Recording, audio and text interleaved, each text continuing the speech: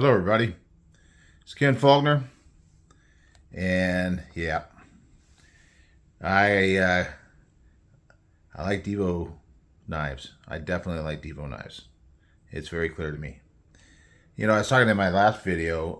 It was about a Met knife I just got, and saying how I've kind of fallen out with some of the other brands, um, and I think Divo has a big part in that. To be completely honest with you, whenever Devo puts out a knife, my ears perk up, and I'm checking it out, and I'm hoping I can get in on the drop. I don't get all of them. They're dropping a lot of stuff, especially the versions and things like that. So I mean, this is the OG Devo for me, and it is the stout. But I didn't ever jump on any of the other stout version, the Pony Stout or the V2 Stout. I never did kind of go for that, and that's kind of my style. Occasionally, I will get more than one of the same model on knives, but haven't really done that. I guess unless you count this one, right? Because I do have the original, the very first version of the Growler, and I was super stoked that they brought out this. This was such a, comparatively speaking, low budget knife. They can run from $70 like this one up as high as 330 as far as the ones I have. I'm sure there's more expensive ones, and so there's a wide range. I mean, they definitely have the more fancy ones, and some of the OEMs are a higher end OEM like a Riot or something like that, or they go with Kubi or some other ones that can bring them down into a more reasonable price range. So they're all over the place, which is really cool. I think it's great because you get a mix. I got about half of these are under 200, and about half of them are over 200. So you have options. You do have options. Uh, Devo makes great designs. You know, Lefty knows his stuff, and Colin knows how to make it happen. And they're a great team. They're great at working with their OEMs. It's clear to me that from seeing some of the struggles that other people have had getting knives done with their OEMs, they're clearly really communicating and making sure that they get what they want, and getting all those prototypes in, and making changes where they feel they need to make them. And they're constantly evolving, right? I mean, because you go to Lefty's channel, and he's talking about the new version, and like this one right here, and he's talking about the things that they did and what they were thinking about and why they did it and all that other stuff, and they're constantly just improving and looking to improve, and that's why you get V2s on things. um, so it's great. I mean, I really have loved love collecting them, and I think that is the reason. I mean, because there's other companies are competing with how dynamic Devo is. I mean, when it comes all the way down to the cloth that they give you, I mean, this is like iconic. It's iconic. I got some white ones, and this is the one that came with this one. It was in the box, and then they're doing their exclusives. White Mountain Knives is who's this one's coming through, just like the original Growler. I love this packaging. It is so cool. And I guess Colin came up with this whole thing with the gorilla. And I guess this is a Growler. I mean, I didn't know what it was, but it looks like a pretty serious bottle of something or other, right?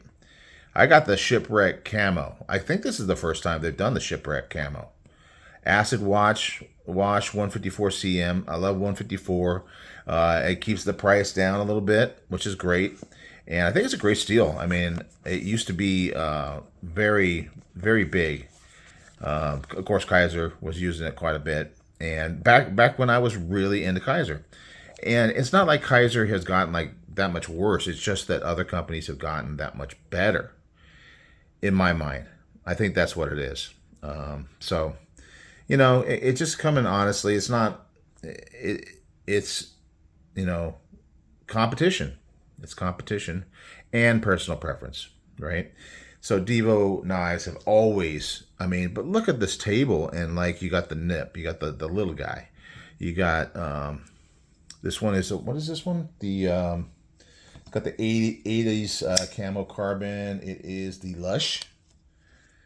Different kind of thing. Looks kind of more like almost like a traditional, right? I think this one was the Mash, right? I think I'm right about that. You get all kinds of things. Of course, when they first came out, and this was kind of a new thing to me, seeing this copper in carbon fiber. And it's the first time that I really, really paid attention to that kind of thing, and really got excited about it. They got their Wakanda Forever versions. I didn't switch out for the purple on this one, but yeah, all this camel carbon that they're doing is just awesome. It reminds me of Jack Wolf or Rosecraft traditional knives. The way they are going out and hunting down that black pearl. They're hunting down all kinds of cover materials, as well as working on the designs of their knives. They come up with the different clip now, right? So they had the wire clips at first, and there was no problem with that. They had this one here, which is very basic. Keeping that price down. This was $70. This is the least expensive Divo that I own. This one is it says it's 175, but I think I got the 10%. I did the lefty 10 on it, and it got down to like 150 something. So that was really cool. Well, so let's get into it. It's the Growler XL, and I heard some people talking about how they don't want that big old knife, and that's fine. I get it. I mean, I don't want that little knife a lot of times. The ones that's just a little too small. Now look what they did, right? So they got the new clip, but they also are still helping out those guys that like that wire clip and may like it more. I'm not ready to switch it out. I do like their new clip. I think it's really good. And so yeah, I'm enjoying it.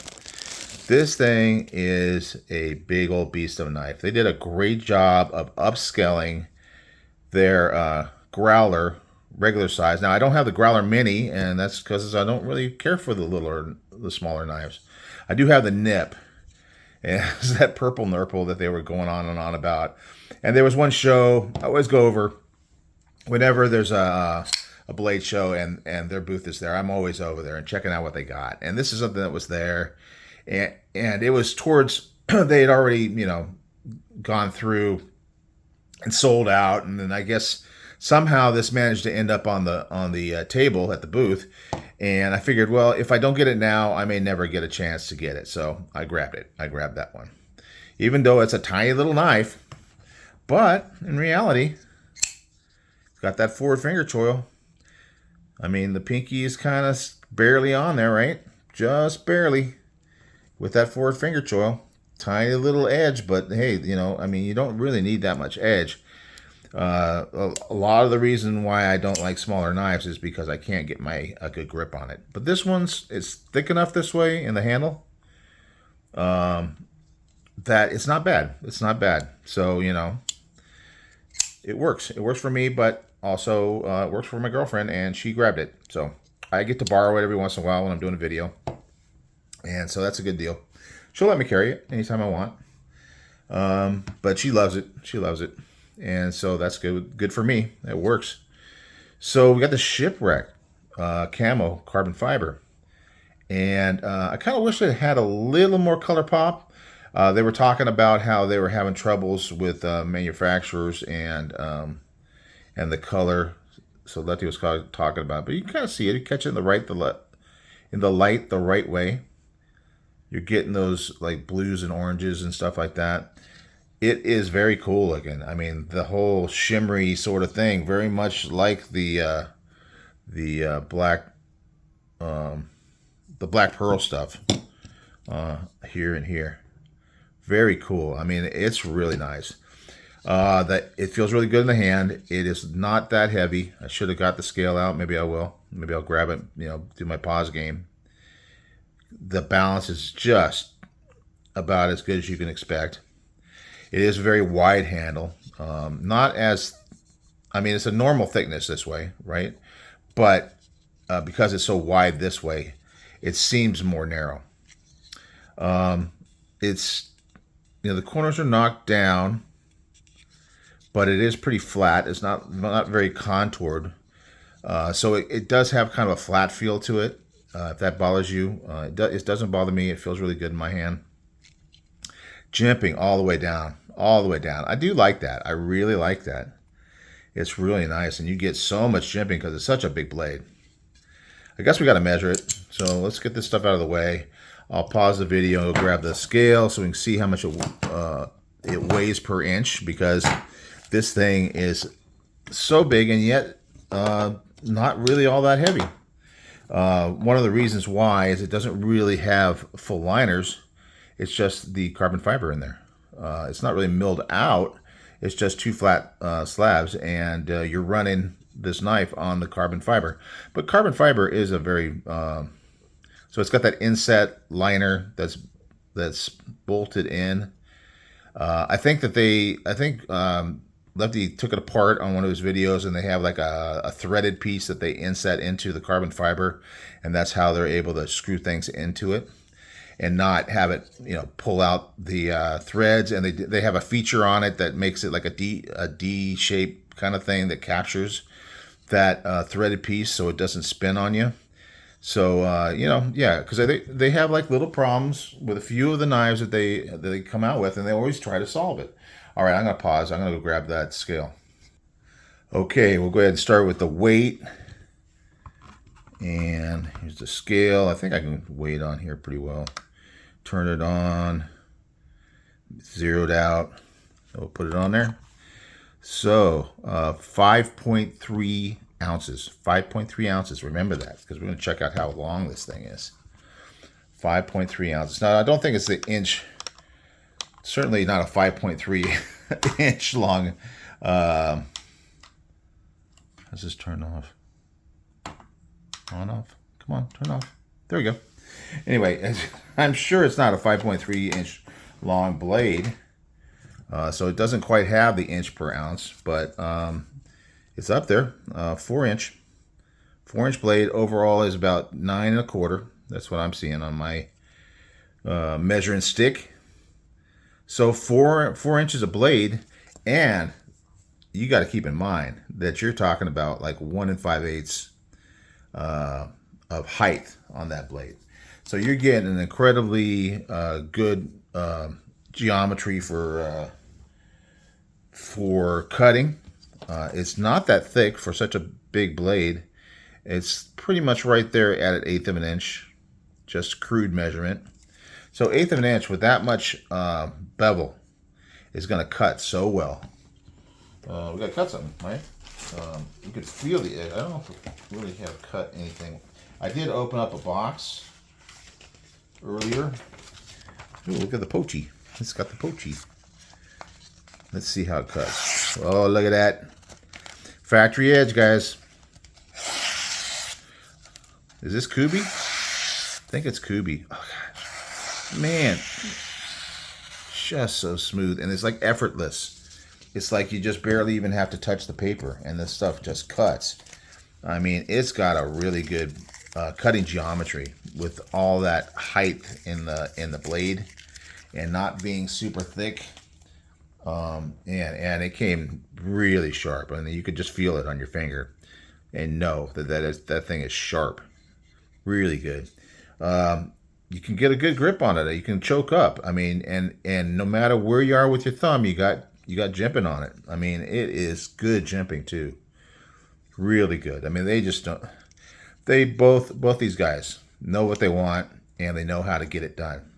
Even though they're not making their own knives, they are working with these OEMs. And when they want different things that they know they can't get from somebody from a certain OEM, they'll go to another one, and may have to charge more money, but they get what they want. and then we get to decide if we can afford it, if we want it. I'd like to have my money around when drops happen, so I'm willing to pass on some other brands. Certainly, same can be said for Tempest knives. Don't have quite as many of Casey's knives, but he's hasn't been out quite as long. And but I do like his stuff. But man, Divo is so amazing, really cool. That pivot, and then you can get extra, types of hardware and things on here. I guess they said they can't get a copper. I know it's a copper brass. I think it's copper. Can't get a copper clip because that wouldn't work. But anyway, this one already comes with it. But on the other styles, you can trade out different colors and things like that. Man, that in this lighting right here, maybe it's because of the green off of here. It's really popping that green on that carbon fiber. I haven't even noticed it that much. It's kind of a blue green, man. But I think because of this green background, it really is making it pop. It's a subtle thing, but it looks great. Yeah, it's a big monster knife, but from early collecting, it was big knives. It was really big knives. I had to kind of adopt into smaller knives, and I still like the big knives. I really do. And I was so happy to hear that he was doing it because I knew he was doing it. I had seen this at one of the shows. I think it was in Atlanta. He had one on the table, and I'm just going, oh gosh, look at that thing. And then when they came out with all the options on the carbon fiber, I think they have the 80s, but the 80s is really much more subdued, kind of like this is with the color. And there's a reason for that. But man, it just looks cool. I mean, to me, it kind of looks like coral, like in the bottom of the ocean. This is the shipwreck, so I mean, it kind of has that kind of ocean thing, kind of look to it. It looks like something, yeah, really, really amazing. And then when you look at that wash they did on the blade, and then match it with that carbon fiber, man, so nice. What a great look! What an excellent look! I mean, it is beautiful. Anything else that we had to say about it? The clip works really well. I'm liking the new clip. I carried it all day today. Yeah, really cool. Showed it off. Everybody's like going, "Whoa, look at that thing." I get it. I'm not trying to convince somebody who does not want a knife this big that they need to get it. If you like big knives, I would definitely recommend it. If you don't, it's probably not for you. But like I said, was it 5.3 we said? That's not that bad for this size. I mean, over 8 inches of overall length, plus all that 154. Over 9 inches, sorry. Over 9 inches. Like 9 1/8, maybe 9 3/16. Man, that's awesome. I really like it. I really like it. I'm excited. This is one of my favorites in a while. Of course, I've been rolling in some really good knives lately. So that's the thing, is that it's hard to compete, and it's not that Kaiser or Civivi or Remet has really gotten that much in any way worse of a knife. It's just I'm really loving some other stuff that I'm finding out there. And so it's just a competition thing. I am sure that, Kaiser does. I mean, I love the Momo. When the Momo came out, man, it totally got me. And that's going to be the way it's going to be. There's going to be a wee knife out there sometime that comes out. And every time I kind of go, yeah, that might be the one. Yeah, I do have the one, but I did get that used. I got a good deal on it. So that's kind of why. But but man, some of these companies are really doing well. Catulo is one that's going. Of course, who's the one that has the Pulsar and all that? The Padre. You know who I'm talking about. I mean the names. So there's certain brands that are really Vosteed even though it's like one of those kind of in the competition with the Kaisers and the Civivis. Vosteed is kind of drawing me a little bit more in, but even them, I'm kind of like a little less into those. But Divo, man, they just keep on rolling, and every time they come out with something, it seems like I want to get it. I don't always get them, but I always want to. All right, guys. I am gushed enough, right? Enough gushing. Thanks for watching. I'll see you on the next one. Bye.